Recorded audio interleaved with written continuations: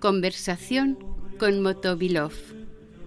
La vida cristiana bajo la acción del Espíritu Santo. San Serafín de Sarov.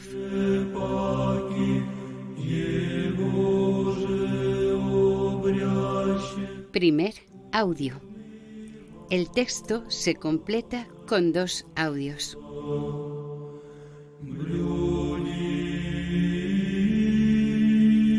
Introducción. San Serafín de Sarov, 1759-1833. Icono vivo de la Santa Rusia, como ha sido descrito San Serafín de Sarov, monje, sacerdote, ermitaño, asceta, místico, starets, padre espiritual, taumaturgo, profeta. Incluso es sin duda uno de los santos rusos más conocidos y populares, y no solo entre los ortodoxos, sino también entre muchos cristianos de otras confesiones, quienes reconocen en él un diáfano ejemplo de santidad. En 1786, Prócoro Ivanovich, su verdadero nombre, que había nacido el 19 de julio de 1759, hace profesión en el monasterio de Sarov y se le impone el nombre de Serafín, el flamante o radiante, nombre que será toda una premonición, entre otras cosas, de su célebre transfiguración. En 1794 se convierte en ermitaño. En 1825 abandona su desierto para convertirse en un starets, un padre espiritual que acoge, guía, orienta a todos aquellos que quieren vivir con intensidad su camino de fe. Tanto monjes como laicos acuden de todas partes. Su fama se extiende por toda Rusia. En 1833 se encontró muerto a Serafín delante del icono de la Virgen de la Ternura. La conversación con Motovilov, 1831. Nicolás Alexandrovich Motovilov era un joven propietario rural, aquejado de una esclerosis en placas y habiendo recorrido a todo tipo de médicos y tratamientos, acude a Sarov para pedir la curación por medio de la oración de Serafín. Era el año 1831. Tuvo varias conversaciones con él, siendo llevado entre varios al encuentro del santo starets. Era como la escena del paralítico que acude ante Cristo pidiendo curación.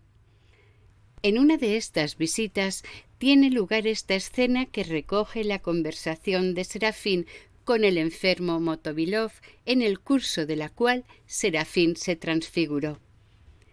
El contenido de esta conversación espiritual, uno de los documentos espirituales clave de la Rusia moderna, no se hizo público hasta la canonización de Serafín en 1903.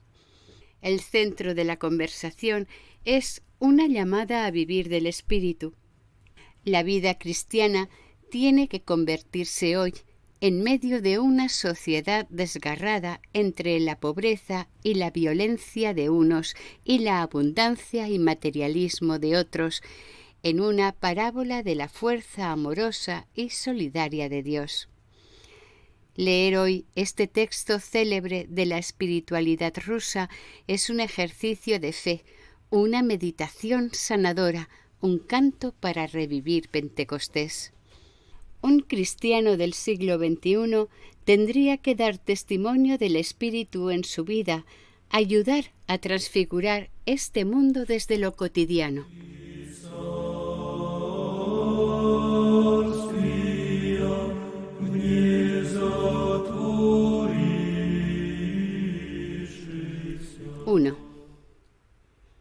Era jueves. El cielo estaba gris y la tierra cubierta de nieve.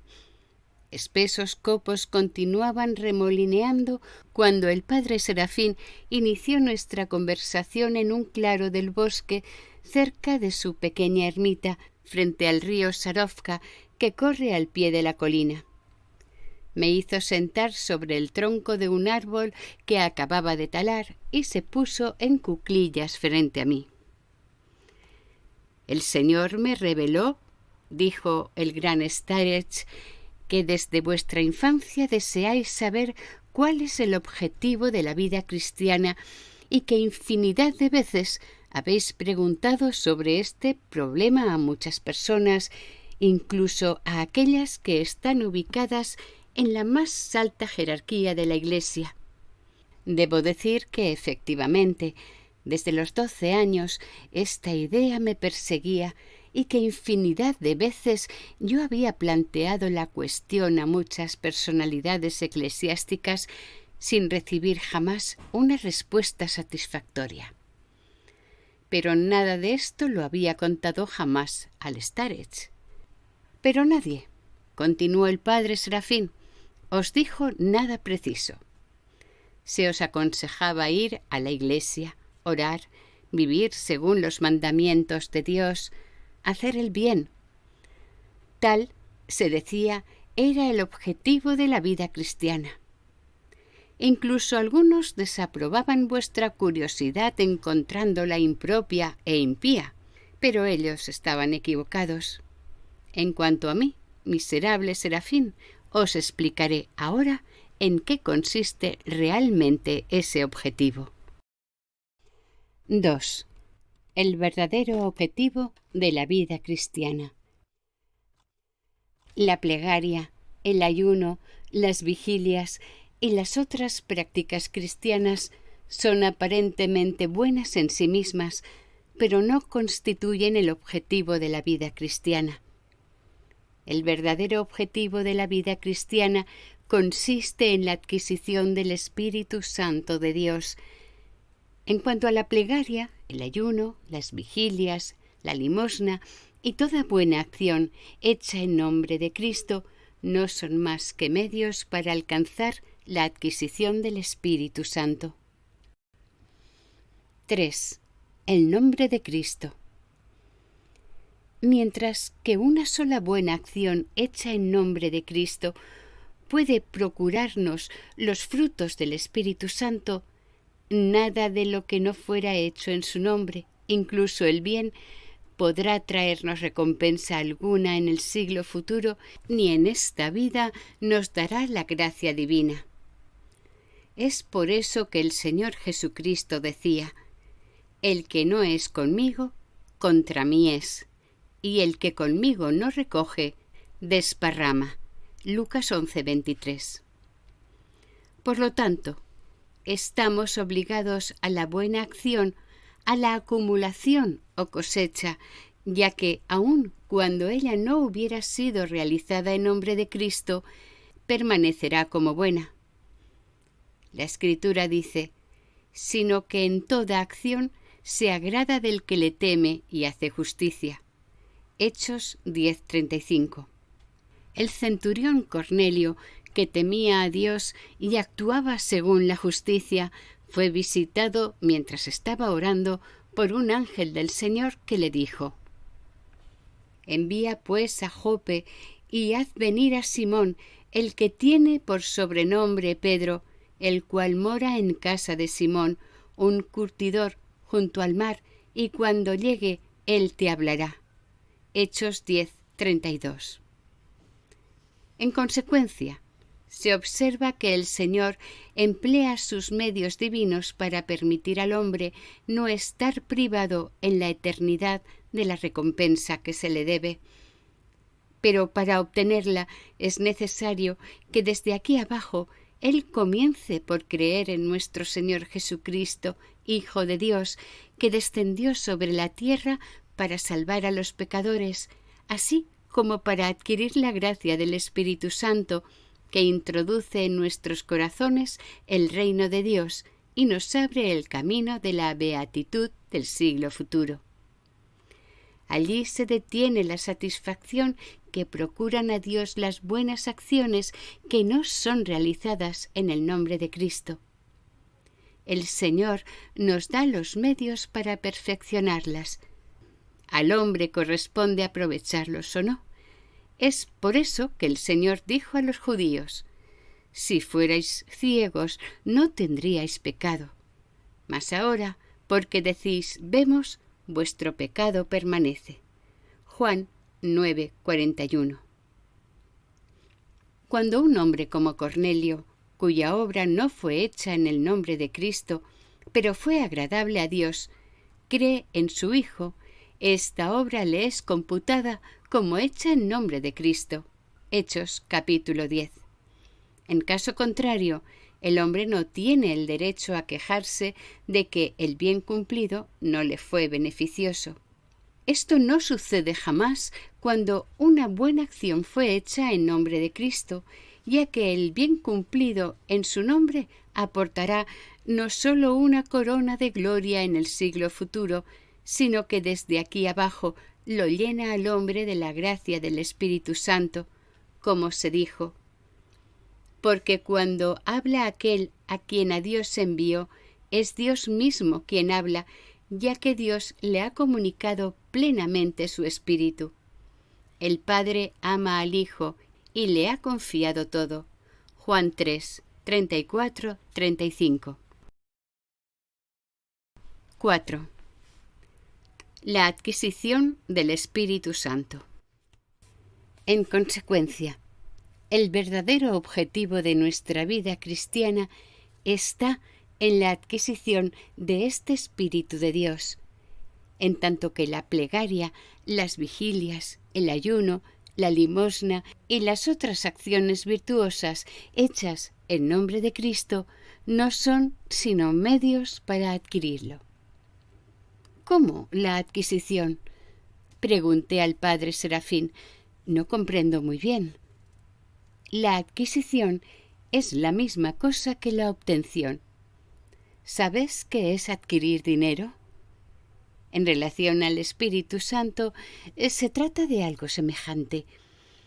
Para el común de las gentes, el objetivo de la vida consiste en la adquisición de dinero, de ganancia.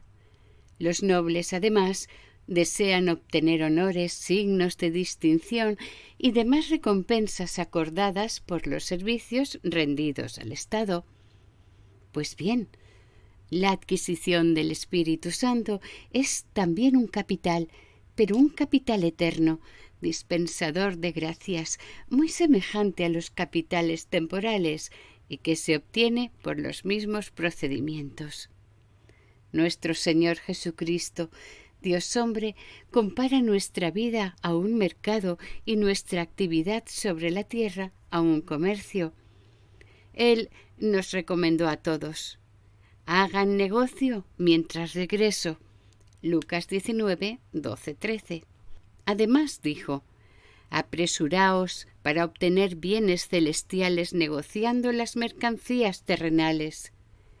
Estas mercancías terrenales no son otras que las acciones virtuosas hechas en nombre de Cristo y que nos aportan la gracia del Espíritu Santo.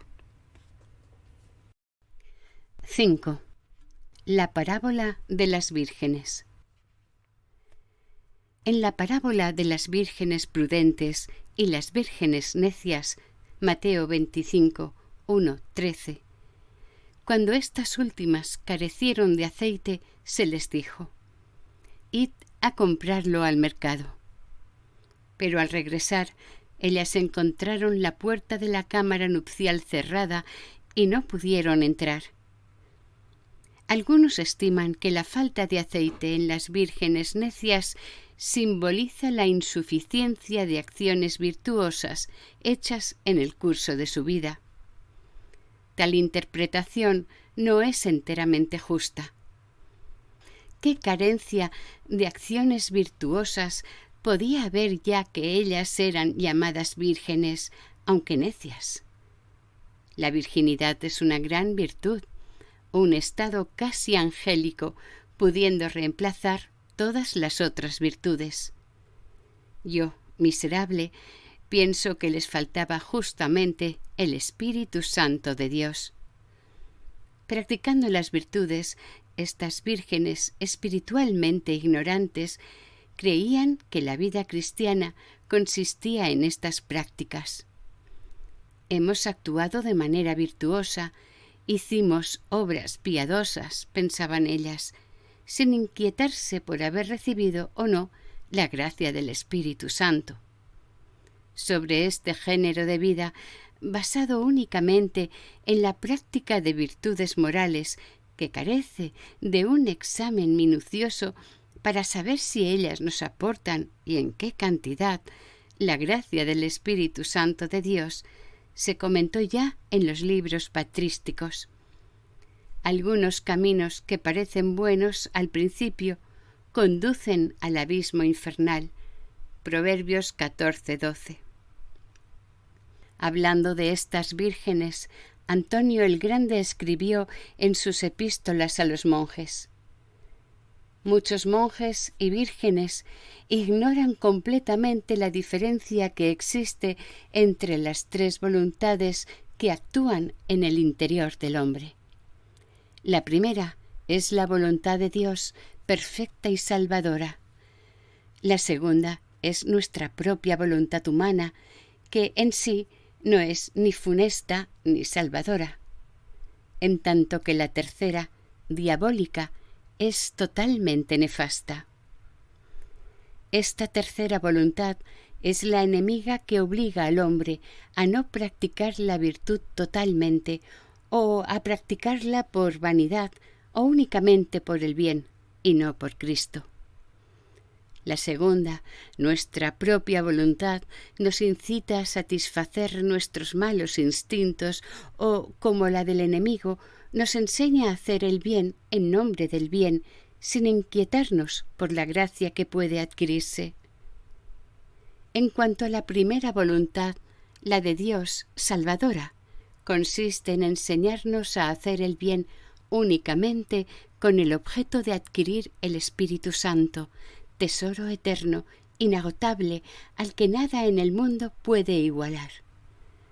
Justamente era la gracia del Espíritu Santo, simbolizada por el aceite, la que hacía falta a las vírgenes necias.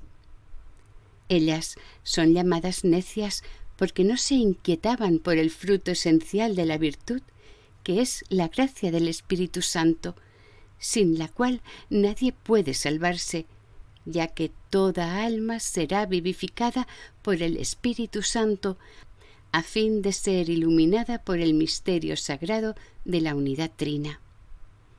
Antífona antes del Evangelio de los Maitines. El Espíritu Santo mismo viene a habitar en nuestras almas, y esta residencia y la coexistencia en nosotros del Todopoderoso, de su unidad trina con nuestro espíritu, no nos es dado más que a condición de trabajar por todos los medios en nuestro poder para la obtención del Espíritu Santo, que prepara en nosotros una morada digna de este encuentro, de acuerdo con la palabra inmutable de Dios. Llegaré y habitaré en medio de ellos, y seré su Dios, y ellos serán mi pueblo. Segunda de Corintios 6:16, Levítico 26:11-12, Ezequiel 37:27. Este es el aceite que las prudentes tenían en sus lámparas, aceite capaz de iluminar muchas horas, permitiendo esperar la llegada a medianoche del esposo y la entrada con él en la cámara nupcial del goce eterno. En cuanto a las vírgenes necias, viendo que la luz de sus lámparas estaba por extinguirse, fueron al mercado en busca de aceite, pero no tuvieron tiempo de regresar. La puerta estaba cerrada. El mercado es nuestra vida. La puerta de la cámara nupcial, cerrada e impidiendo el acceso al esposo, es nuestra muerte humana. Las vírgenes, las prudentes y las necias son las almas cristianas. El aceite nos simboliza nuestras acciones, sino la gracia por medio de la cual el Espíritu Santo llena nuestro ser, transformando lo corruptible en incorruptible, la muerte física en vida espiritual, las tinieblas en luz, el establo donde están encadenadas como las bestias nuestras pasiones, en templo de Dios, en cámara nupcial donde reencontramos a nuestro Señor, Creador y Salvador, esposo de nuestras almas. Grande es la compasión que Dios tiene por nuestra desgracia, es decir, por nuestra negligencia hacia su solicitud. Él dijo: «Estoy en la puerta y llamo», Apocalipsis 3:20, entendiendo por puerta el devenir de nuestra vida aún no detenido por la muerte. 6. La plegaria. Oh, cómo amaría, amigo de Dios, que en esta vida estéis siempre en el Espíritu Santo. Yo os juzgaré en el estado en el que os encontrare, dijo el Señor. Mateo 24:42, Marcos 13:33-37, Lucas 19:12 y siguientes.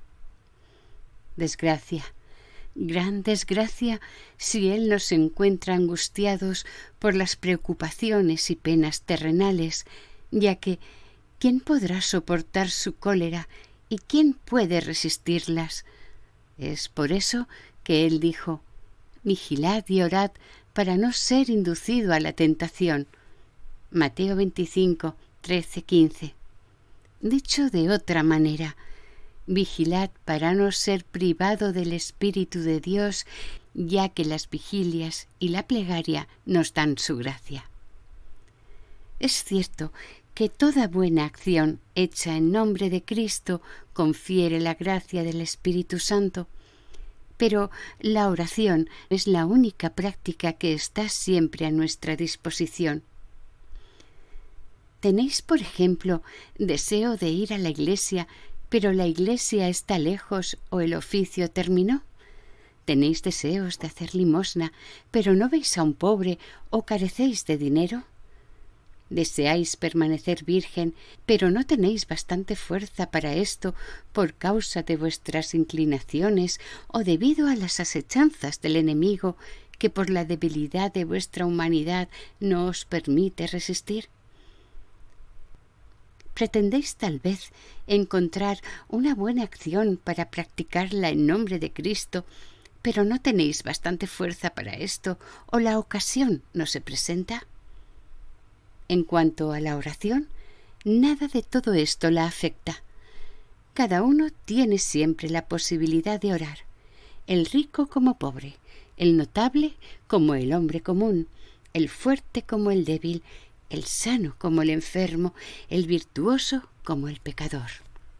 Se puede juzgar el poder de la plegaria que brota de un corazón sincero, incluso siendo pecador, por el siguiente ejemplo narrado por la tradición santa.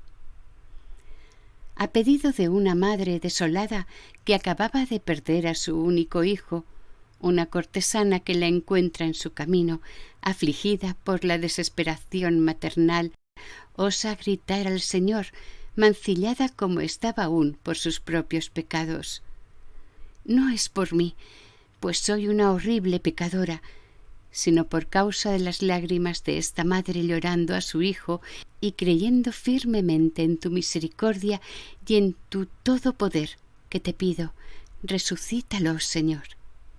Y el Señor lo resucitó.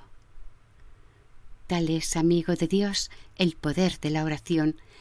Más que ninguna otra cosa, ella nos da la gracia del Espíritu de Dios y, sobre todo, está siempre a nuestra disposición.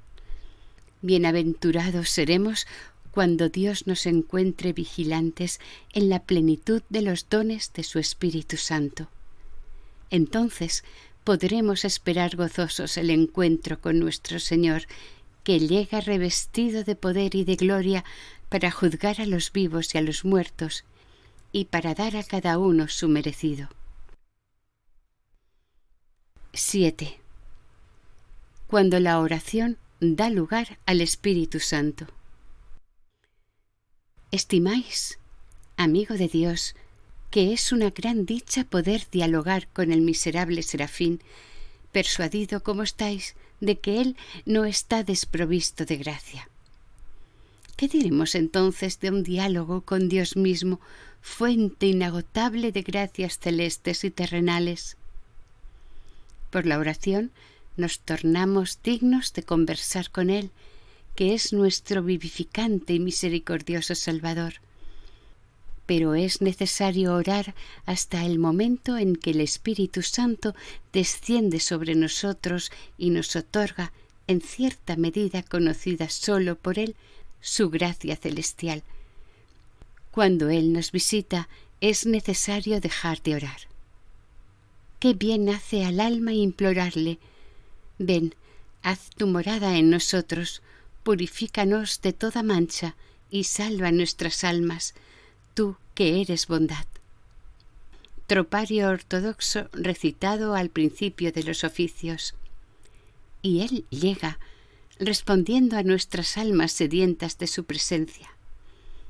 Os explicaré esto.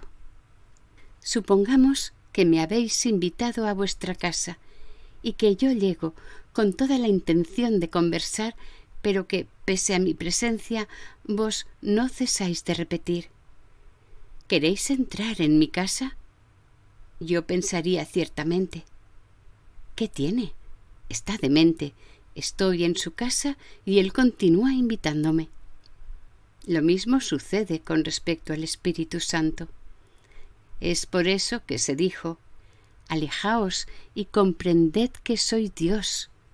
Salmo 46, 45, 11. Esto significa: yo apareceré y continuaré apareciendo ante cada creyente y conversaré con él como conversé con Adán en el paraíso, con Abraham y Jacob y mis otros servidores, Moisés, Job y sus semejantes. Muchos creen que este alejamiento debe interpretarse como el abandono de los asuntos de este mundo, es decir, que suplicando a Dios en la plegaria es necesario alejarse de todo lo que es terrenal. Ciertamente, pero yo, en Dios, os diré que, a pesar de que es preciso, durante la plegaria, apartar la mente de las cosas terrenales, cuando el Señor Dios, el Espíritu Santo, nos visita y llega a nosotros en la plenitud de su inefable bondad, es necesario también apartarse de la plegaria, suprimir la plegaria misma. El alma en oración habla y profiere palabras, pero en el descenso del Espíritu Santo conviene estar absolutamente silencioso a fin de que el alma pueda escuchar claramente y comprender las revelaciones acerca de la vida eterna que Él se digne descubrirle. Alma y espíritu deben encontrarse en estado de sobriedad completa y el cuerpo en estado de castidad y pureza. Así ocurrió en el monte Horeb, cuando Moisés ordenó a los israelitas abstenerse de mujeres por 3 días, durante el descenso de Dios sobre el Sinaí, ya que Dios es fuego devorador. Hebreos 12:29, y nada impuro, física o espiritualmente, puede entrar en contacto con él. 8. Comercio espiritual. Pero, ¿cómo practicar, Padre, en nombre de Cristo, otras virtudes que permitirán la adquisición del Espíritu Santo? Vos no habláis más que de oración. Obtened la gracia del Espíritu Santo, negociando en nombre de Cristo todas las virtudes posibles. Haced el comercio espiritualmente, negociad aquellas que os dan los mayores beneficios. El capital finito de las bienaventuradas rentas de la misericordia divina, invertidlo en la caja de oro eterna de Dios a porcentajes inmateriales, no sólo al 30% o al 60%, sino al 100%, e incluso infinitamente más. Por ejemplo, las plegarias y las vigilias os aportan muchas gracias, vigilad y orad. El ayuno os aporta más, ayunad.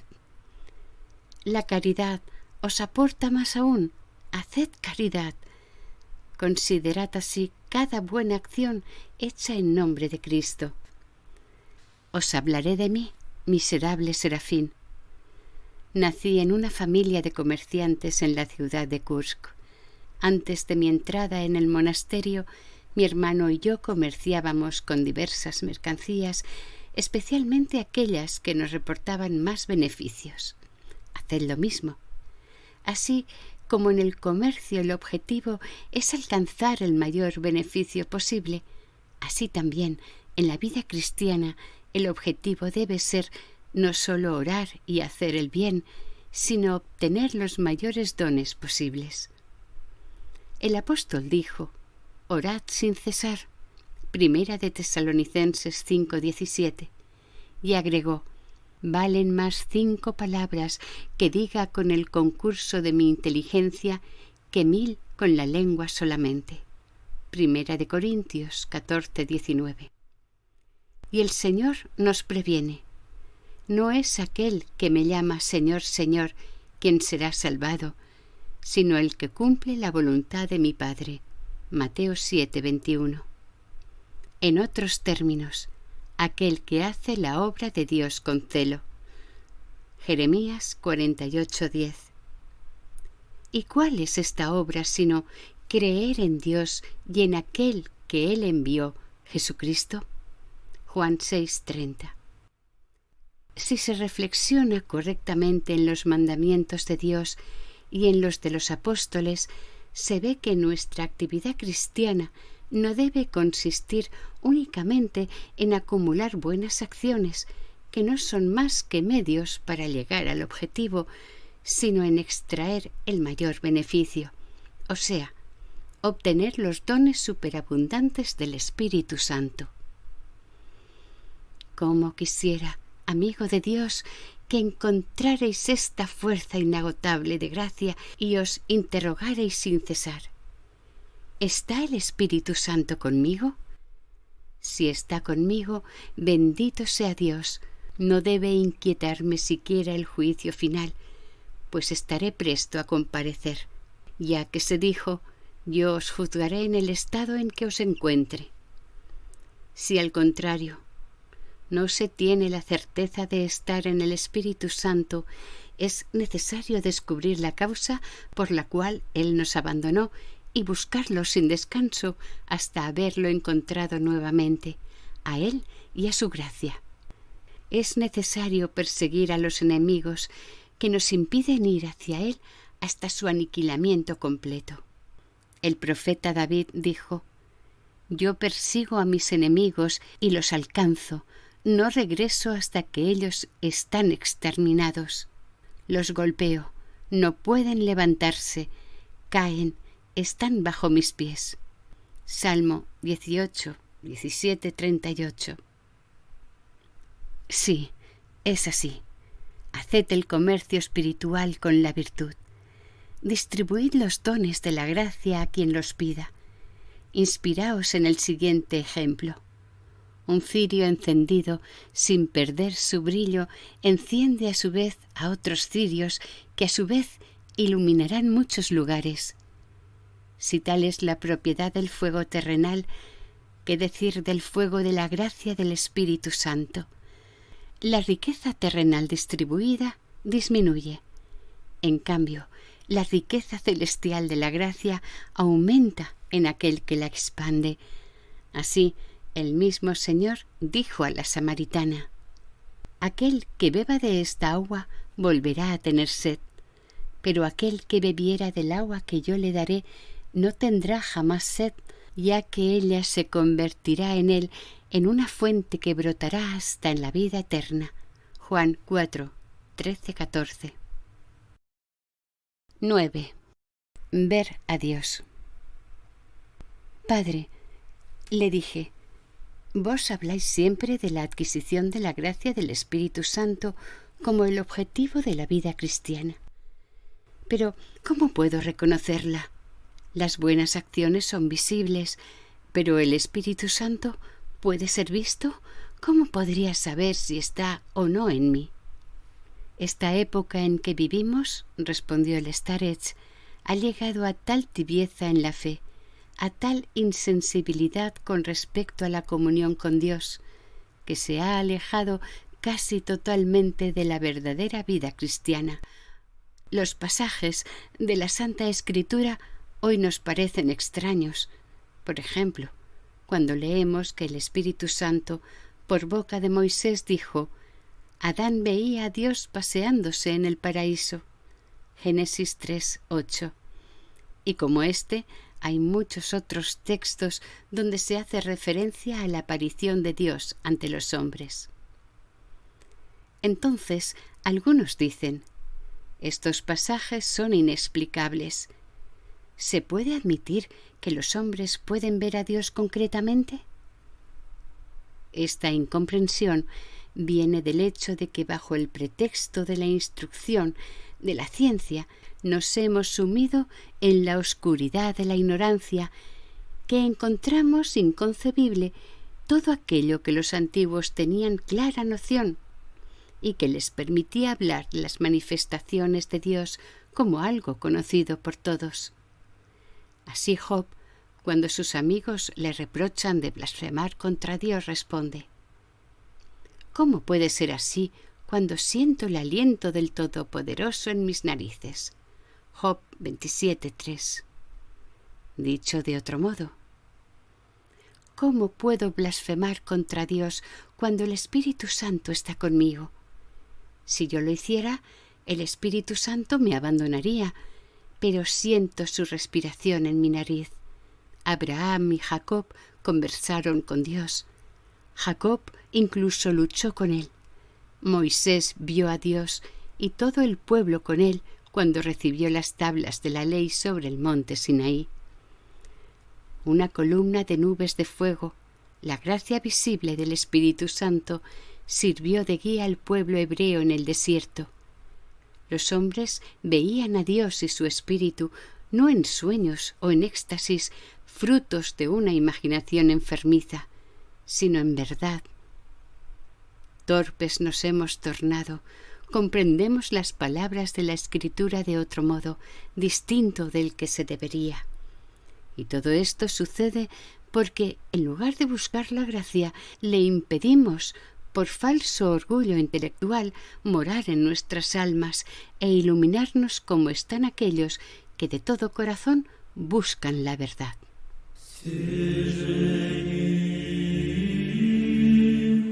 Fin del primer audio.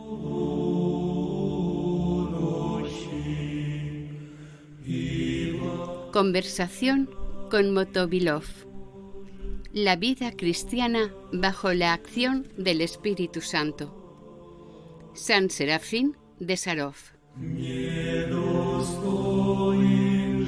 El texto seguirá y se completará en un segundo y último audio.